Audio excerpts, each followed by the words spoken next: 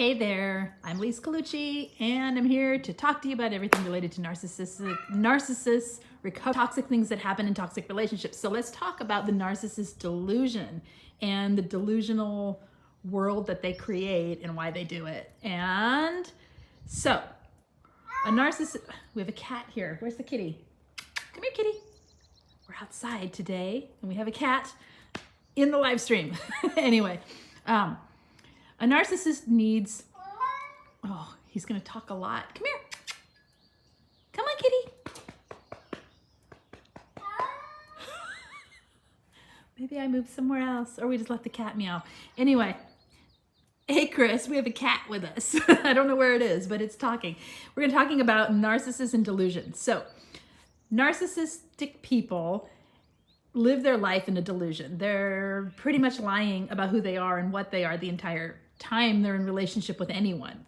The reasons that they do this are varied. One of the reasons they do this is to maintain control and to maintain power. If you believe that the narcissist is what they say they are, if you are in a relationship or they're your parent or whatever, and they're creating a narrative to define who they are and define what the situation will be, you follow along with it, because why wouldn't you, unless you know it's a lie, right? Because we don't expect people in the world to present themselves as something other than they actually are. We expect people in the world to present themselves honestly, because who wants to carry that much lying and that much deception everywhere they go? That's exhausting, we think. No, a narcissist does this on purpose in order to control how you see situations in life, how you react to situations in life, what you believe them to be, and therefore they're gaining power. They're gaining the ability to control and manipulate how you think and feel. So if you do not believe the delusion of who they pretend to be, why would you fall for the gaslighting? You wouldn't. It's because we believe and we are fully engaged with this delusional person and this delusional aspect of this person that we even let the gaslighting get past the point of when it first starts happening. If you fully do not believe someone is how, like, if someone presents like a covert narcissist, like a nice person and a friendly person and a helper person and whatever, right? And you don't believe it, you're like, I see right through that. When they start gaslighting you, you're like, yeah, they're gaslighting me, bye. Not interested, not interesting, right? But because we think, well, sometimes they're this way, sometimes they're really a good person, they really underneath it all are a good person, that when they start gaslighting you, we believe it. So they're able to control through this delusional mindset. Another thing that happens, okay, so a lot of narcissistic people will, well, most of them will create a delusion, right? They'll create a sense of who they want you to believe they are. They'll set the narrative, they'll groom you, they will do things to present themselves in certain ways. They're sort of semi-believing it because it's who they want to be anyway. It's who they want you to believe they are for whatever reasons they have. But here's something that happens.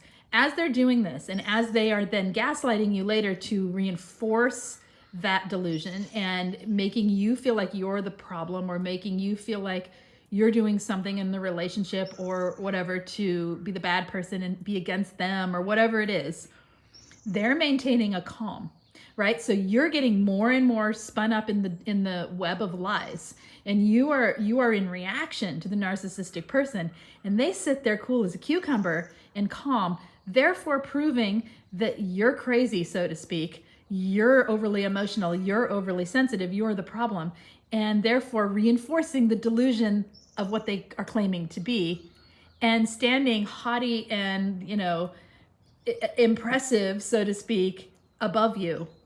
It's a way of devaluing you, and it's a way of keeping power and control over you. Okay, so let me see what you guys are saying. Hey, I see some people here. We've got Chris. Thank you for modding as well. Whoops.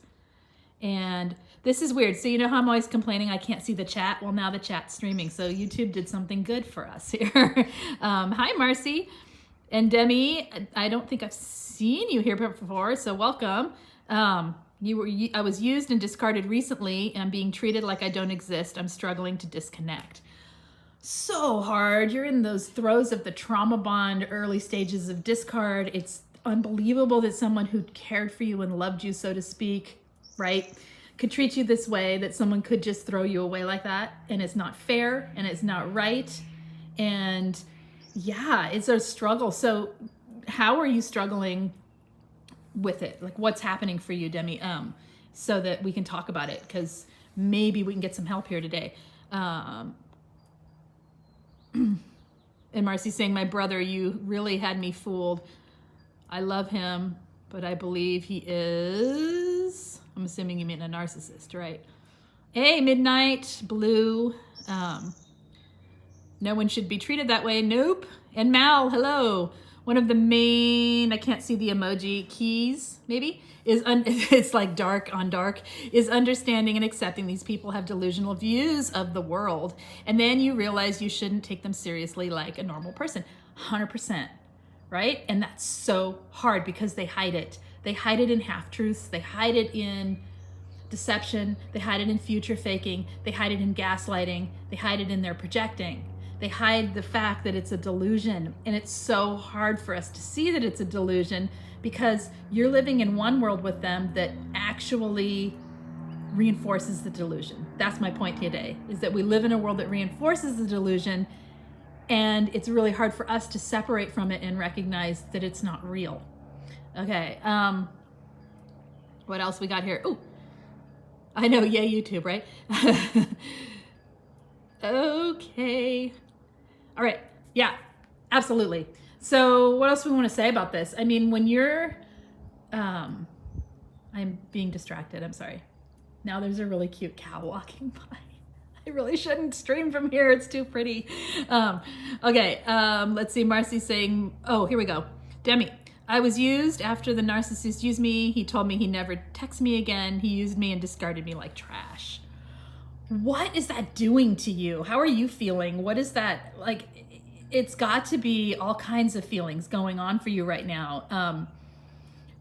What do you need help with in it? Let me know if there's something like specific, or if you have questions, or if you just need to process something, how we can do that in this platform to help you feel this much better before you're done here today, right?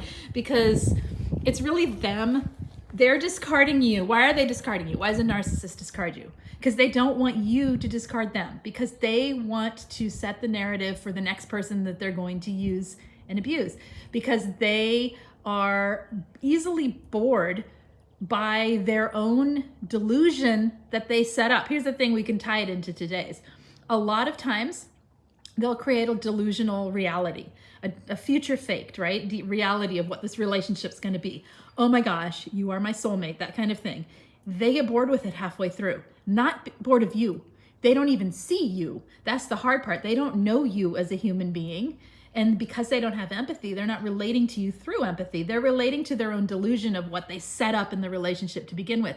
Sometimes they get bored of that, boom, move on. Sometimes it's not fitting their narrative just so, and they can't manipulate it, so they move on. Sometimes they know that the abandonment, you said you have a fear of abandonment, Midnight Blue. Sometimes they know that abandonment will hurt you, and they enjoy hurting people. What's the biggest way they can hurt you and make you never stop thinking about them? Well, you can, but in their mind, right, is to do the very thing that it is that you will be the most hurt by. And they don't care because they don't have empathy for others, and they're only following their own delusional self around this world. So you want to disconnect from him, start seeing it as separate, start seeing his actions. And it's very, very new. Okay. So give yourself time, give yourself the time to grieve, the time to work it through, the time to understand, reach out for support. If you need the group coaching for this, it's extremely affordable, and you do 1 month and you have a group of people that are by your side. Okay, because we stick through with each other through these kinds of situations in there. It's in the main description if you need it, okay?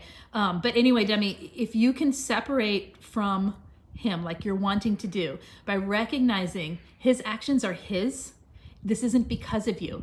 It is because he is toxic. It is because he relates to people in a toxic way, and his choices in life are to be a toxic person. It isn't because you did anything wrong or there's anything faulty about you. It really, really, truly, 100% isn't. Narcissistic people do this. This is how they relate in relationships. So to separate from him, recognize whatever was his, he can take back. So return to sender all of the crap that he put on you that is his delusional, gaslighting, BS mindset, right? About who you are and about how things were.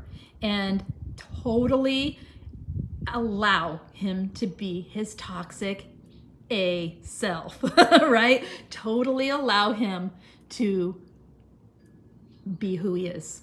You be you, you let him be him, and recognize that this is not a person that would ever stand by your side in a relationship, because they can't stand by anyone's side. They're out for themselves, and he's out for his own delusional little game playing nonsense that keeps him happy and secure in his little controlling world. All right. And you need more than that. You need a real whole human being who can allow you to be you and enjoy you and allow you to enjoy, you know what I mean? You need a healthy, real relationship, not this nonsense. And so separating from him, recognize you were fooled by something. Okay. And now you see who they really are. And you're right, we cannot change them. It gets ugly when these deranged people run into reality like a brick wall, though. If nothing else, things tend to fall apart in various ways for them when they get old. Heck yeah. That's 100% true as well, Mel. That's like, yeah, narcissistic injury, including aging, ugly sight. See, I can deal with my lines. I don't care. Right? They can't. Even though I've been attacked for them here, but who cares? Sorry, I'm giggly today because I'm outside. All right. And I know I shouldn't be giggling when you're sad, but I'm going to giggle. Sorry. The person destroyed my life and self-worth and self-esteem. He's broke me down with months and years of the silent treatment. And you know what? That's his shortcoming. And you're broke down from it, and there's a part of you that needs to grieve and heal from this. And so, yeah, Demi, just keep going, keep focusing on self-care, on giving yourself what you need, surround yourself kind to you, right? So, yeah. Okay. Let's see. I'm going back to what Midnight Blue is saying. They have abandonment. They have fear of abandonment also. Oh, heck yeah, because who wouldn't want to lose that juicy supply? They have fear of abandonment differently. It's sort of like what they're getting from you, they don't want to lose. It's not, I want connection in my life and I'm fearful of being alone because, or abandonment feels like, I think it feels different for them. I think it's about losing the things they get. The way they would feel if someone took their favorite toy or took their car or took something of theirs. It's about losing a possession, you know? Whereas for us, it's completely different. So let's see. Silent treatment is one of the worst things they do, in my opinion. Yes, and it's also the greatest gift, because you know what? When they're not talking, they're not gaslighting.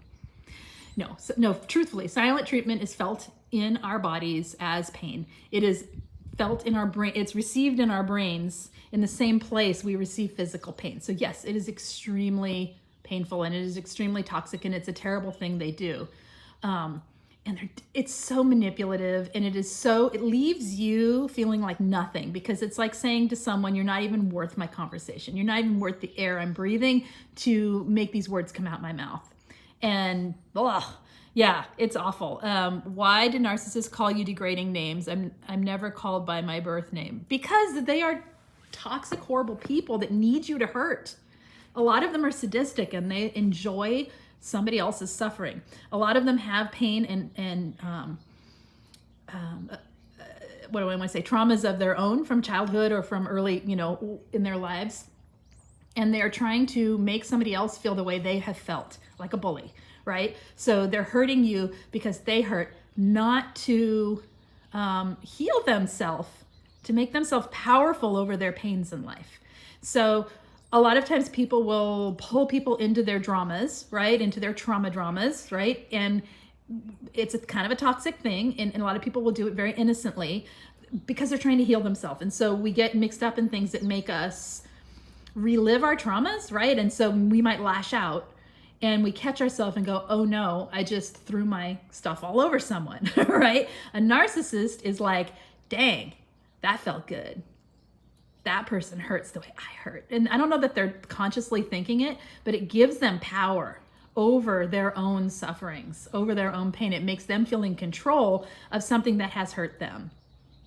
And because they don't have the emotional intelligence, whether or not they claim to be aware or self-aware or whatever the heck these people are out there claiming, they don't have the emotional intelligence to take the accountability necessary to make the changes in their life that will make an expansive growth in their life and allow them to be healthier people.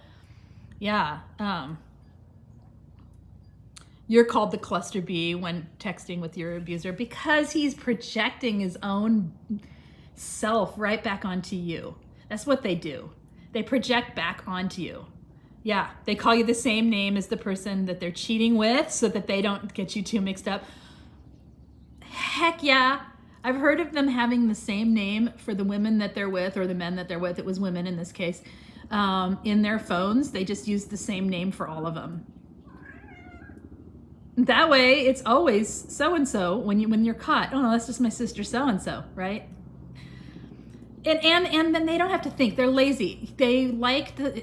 Can you imagine juggling that many lies? I mean, I just did a video about lies this week. Can you imagine? I can't even juggle like 1 or 2 lies, right? I get all mixed up and I'm like, oh, not that I want to, but you know, I can't imagine living like that and feeling relaxed at all because you'd always be having to like hold the lies. And yeah. When I'm with my brother, Marcy, when I'm with my brother, it's like I forget about me and I stop taking care of me because he needs me to be on my tippy toe, to be at his service like I'm the slave and he uses the "you're my sister." You just summed up narcissistic relationships in 1 paragraph. And you summed up why we lose ourselves. And you defined why it is confusing because and how we're manipulated and how we're twisted into even doing these things in the first place. That's a good paragraph. I'm going to read it again. Okay. When I'm with my brother, when you're with your ex, when you're with your toxic partner, when you're with your toxic parent, okay? It's like you forget about yourself. Okay? I'm rephrasing this. And you stop taking care of you because they need you to be there at their service like a slave. And then they throw things at you. You're my sister, you're my daughter, you're my partner, my wife, my husband, right? Guilt trip you into continuing the cycle. Exactly. That's not healthy. That's not how relationships work when they're healthy, right? Okay. Where are we? Oh. Okay, and Chris is reiterating what I said to Demi. Yes, thank you. They love to project. They certainly do. Hey, Mima, I haven't seen you in a while. How are you? It was always someone I didn't know that revealed the truth to my ex, opposite of what I thought I wanted. Yeah. Okay, you guys. Yeah, I'm gonna go shortly here. So if there's anything else, keep messaging because this is great. I can actually see it now. I don't have to do some weird thing like I had to do last week. Okay, what are we've gotten onto a different topic here. Let me go back and see if there's more. So totally over. I didn't greet you. Hi. Hey, Tanya. I missed you there too. Greetings with the trees. Let's see if I can find some trees. There's some trees. Let's excuse the mess. There we go. There's the trees.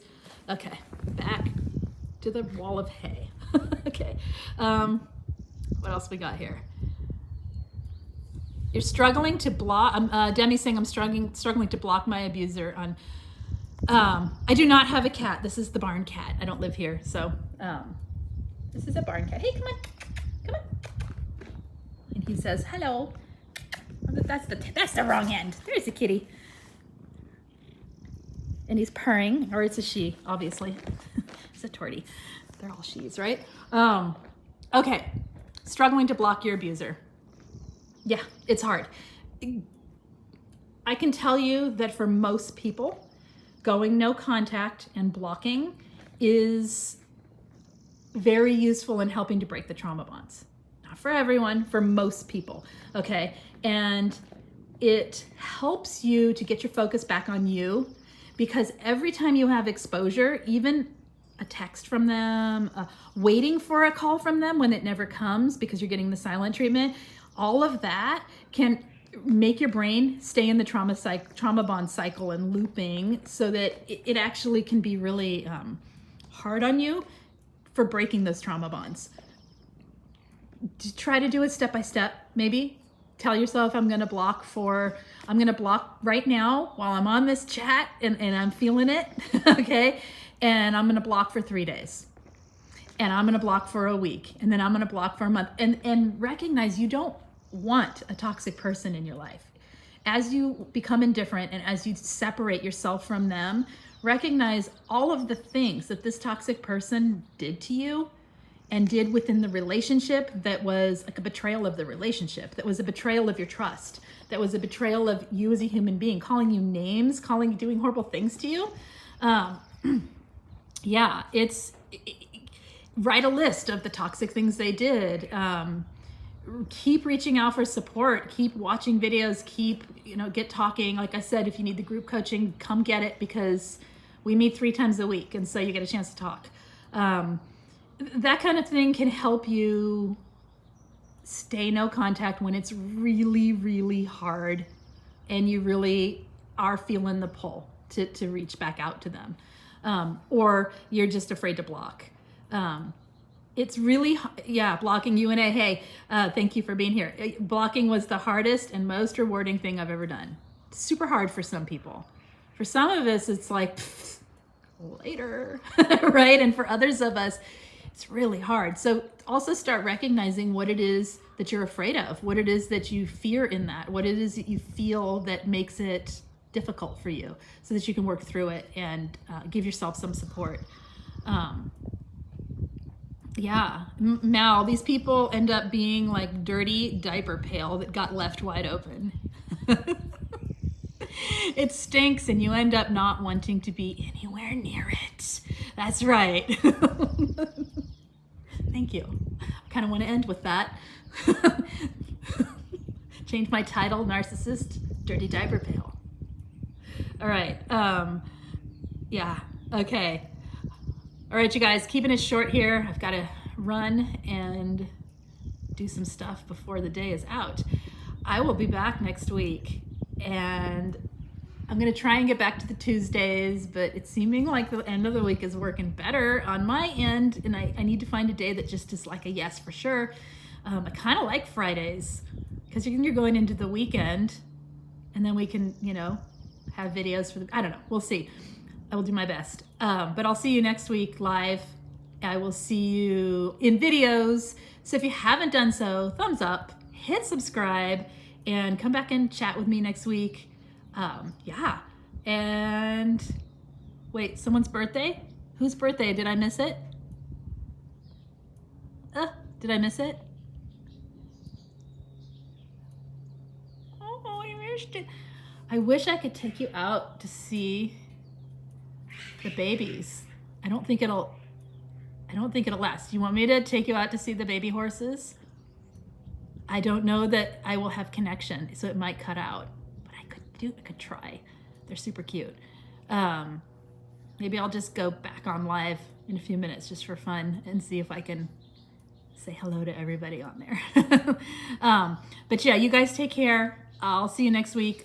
If you need coaching, group coaching, peer support, or you need to reach me, or you need to reach me through email for any reason to talk or whatever, all of that information is in the main description of every video.